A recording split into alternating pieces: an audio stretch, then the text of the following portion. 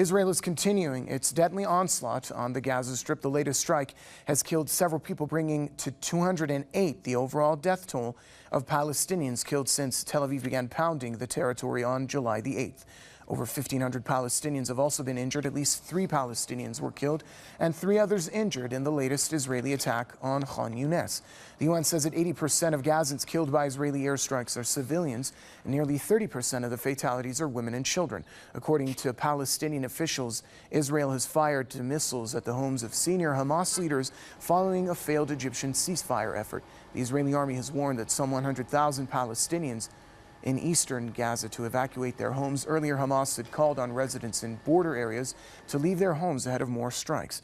Israeli jets have struck more than 1,800 targets across the blockaded territory in the past days. Israeli soldiers and tanks are also positioned near Gaza, ready for a possible ground assault. And more rockets have been fired from Gaza into Israel in retaliation for Tel Aviv's relentless airstrikes on the besieged enclave.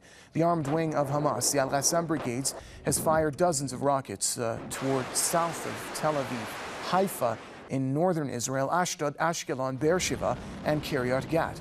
Siren sounds have been heard in Israel's Eshkol as a rocket fired from Gaza exploded in an open area earlier in Be'er Tobiah. An Israeli was injured in a rocket attack by Hamas. An Israeli man was additionally killed at the Erez crossing with Gaza, and another suffered shrapnel wounds.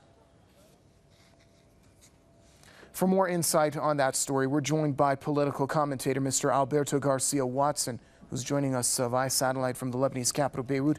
Mr. Watson, welcome to the program. First of all, give us your assessment of this disproportionate use of force by the Israelis against the people of Gaza, and how many more children and women have to be killed, how many more schools and residential complexes have to be destroyed before the international community steps in to stop the attacks.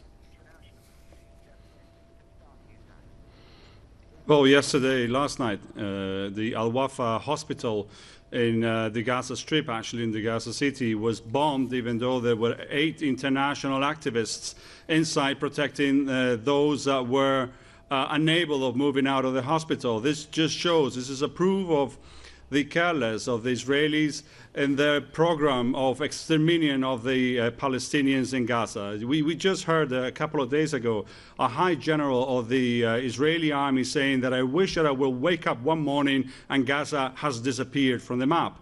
This is the spirit of Israel. This is the way that Israel sees a possible solution to the conflict in Gaza. They're destroying hospitals, they're destroying schools, they're killing not just Hamas leaders, like they say in all the press, international press, like I've been listening even this morning, Hamas leaders are being targeted. No, it's not Hamas leaders being targeted. Everyone is targeted. If in a neighborhood there happens to be a leader of Hamas that lives there, the whole neighborhood has to suffer. All buildings are knocked down and bombed down. We saw yesterday in Zaytun, which is a neighborhood on the outskirts of Gaza City, how a building, a 3-story building, was bombed down. 30 people were left without a home because it happened to be that a leader of the Islamic Jihad lived there. This is the way that they operated. In 2008, in a CAS-led operation, in that Zaytun neighborhood, a family, the Samuni family, famous family, was actually put into a building, 98 members of that family, and it was bombed from the air, it was bombed from the sea, and 49 casualties happened. I happened to be bringing some of these children for treatment back to Europe, and we brought them back in a year and a half ago. And what was considered to be a war crime by the United Nations is no condemnation. The whole world looks to the other side. We've been just so busy watching the World Cup, and we have just left this massacre, this Holocaust, this real Holocaust, because here we can really see what is going on and what is happening. And how, for example, just yesterday, they also bombed a water center of desalination. They want to make these people starve to death. They want them to suffer to all the consequences. And Michael, yesterday with this peace truce, that is a laugh. It's actually a laugh. It just made Israel even become more violent if we can actually do that. I mean, we see very little interest by the international community. We see the Arab League not really interested in solving this situation. We see Fatah very, very quiet. It seems like Fatah eventually is going to take advantage of this situation if Hamas disappears. So it's actually very, very sad, I have to say.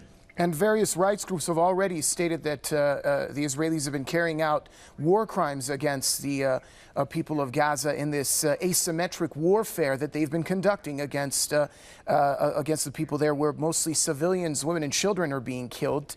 What has to happen to get the international community to confront the Israelis for these so-called war crimes, as known by various rights groups, to halt them, to stop them, or even at times to prevent these attacks from happening? We have to see the first Israeli deaths before that happens. Whenever the Israelis start suffering in their own field, in their own country, and in their own skin, what Palestinians are suffering day by day, probably will see a reaction. In 2012, in November 2012, on the 21st of November, it was a truth brought up by the Israelis because actually they were amazed of the capabilities that the Palestinian resistance, the Mukawama, had, and they were not aware of such capabilities. And it was them, the one bringing up the truth, and it was them even accepting the conditions of Hamas. At this point, as I say, this truth that was brought yesterday is a laugh, and it's a trap. I mean, how can you expect the Palestinians, Hamas, the Islamic Jihad, or any other faction in Gaza to accept terms when they haven't even been consulted, when they haven't even been mentioned the situation of those people that had suffered the death of relatives, the damage that has been inflicted on the Gaza? Why is it not mentioned? Why is it not consulted? Sure. Why is Egypt trying to bring a truth that, as I say, is a trap when they not even mentioning that they're going to open the Rafah crossing for Palestinians to be able to seek for a refuge or even medical attention? Thank you very much. Joining us from Beirut, that was political commentator Mr. Alberto Garcia Watson.